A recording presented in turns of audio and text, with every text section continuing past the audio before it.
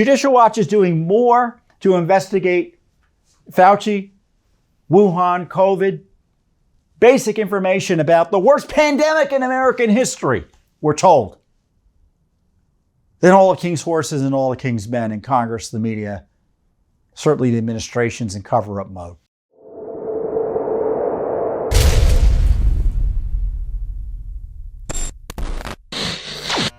One of the I think least trustful public official in our nation's in our nation's capital right now is Dr. Anthony Fauci. He's a government official. He's not elected. He's appointed. He's, I think, a special advisor. I don't know what the exact title is. Highest paid man in the federal government. Highest paid employee in the federal government, the reports are. And we're holding him accountable. There was a big fight this week over a matter that Judicial Watch is in federal court over on behalf of our client, OpenTheBooks.com, which is a transparency organization that seeks to uncover government spending and waste, fraud, and abuse. As you might imagine, they're great friends of ours because they love FOIA like we do and try to get the government to be transparent about what it's up to. So they had initially asked for records about Fauci's financial disclosures. You know, all these questions about how much he was getting paid, what his investments were, you know, all sorts of questions that could have been answered by timely release of his financial disclosure records, and that wasn't being done. And they had asked for these records back last year. They got some records under the Freedom of Information Act, and they went radio silent, his agency did, in terms of making this information available. And so Senator, now I'm forgetting the senator's name. Senator Marshall, a senator from Kansas, he did something that is not allowed in Washington, D.C. He actually asked Fauci a tough question.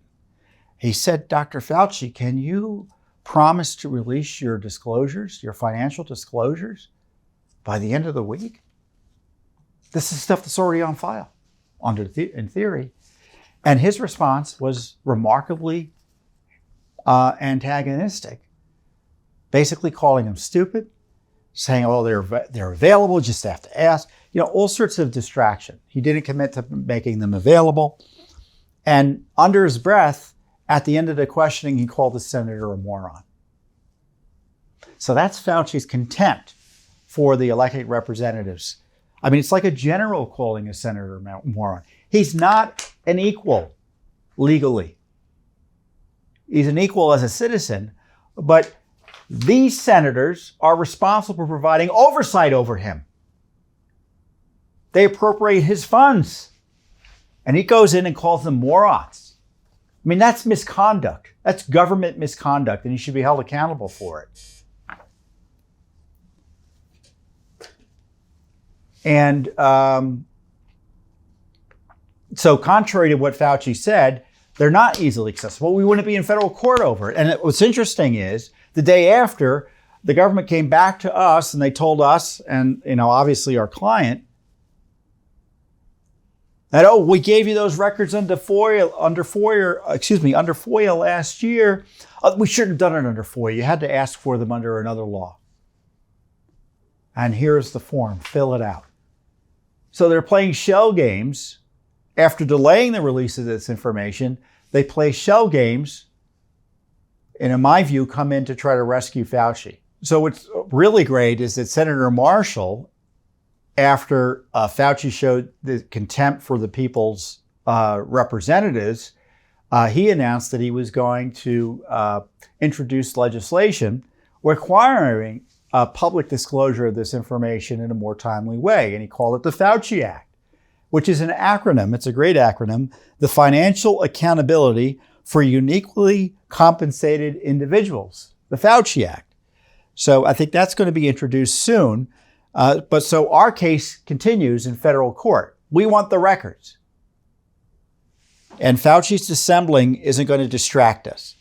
And so what is Judicial Watch's response when government officials start making noises to obstruct and obfuscate? Well, we just keep on pushing. We keep on fighting. And indeed, we filed a new lawsuit on behalf of our client, OpenTheBooks.com, this week against Fauci's agency for his calendars.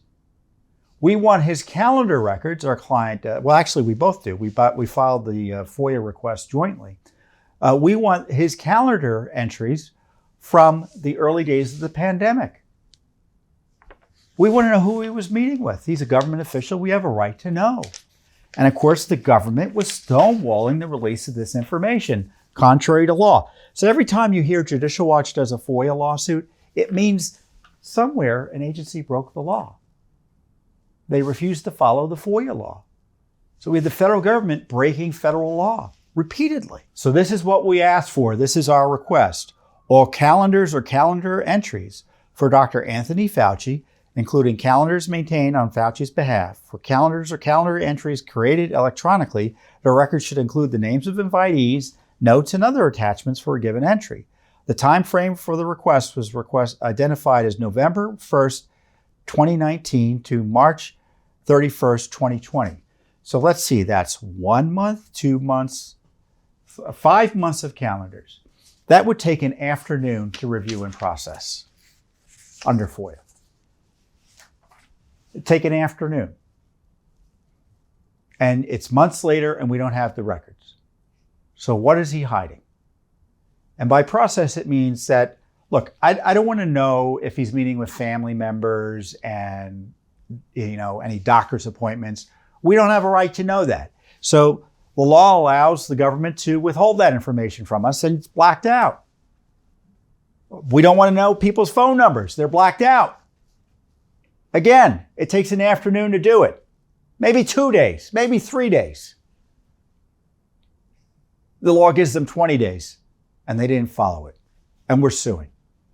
And this is on top of all the other lawsuits we have that have exposed Fauci's mendaciousness related to COVID and China and gain-of-function research. You may have seen news by our friends at Project Veritas from a whistleblower who used to work at the Pentagon, worked for this Defense Advanced Research Agency, DARPA, where they knew that the group that Fauci was funding, EcoHealth Alliance, had earlier gone to the Pentagon and proposed gain-of-function research. That was rejected because it was gain-of-function research and it was dangerous. So what did this guy analyze? He said they took this proposal more or less and laundered it, brought it over to Fauci's agency, and they funded it. Well, the proposal we exposed. Gain-of-function. And Fauci was told about it almost immediately, and they had been sitting on it for a year before they released it publicly, thanks to Judicial Watch's lawsuit.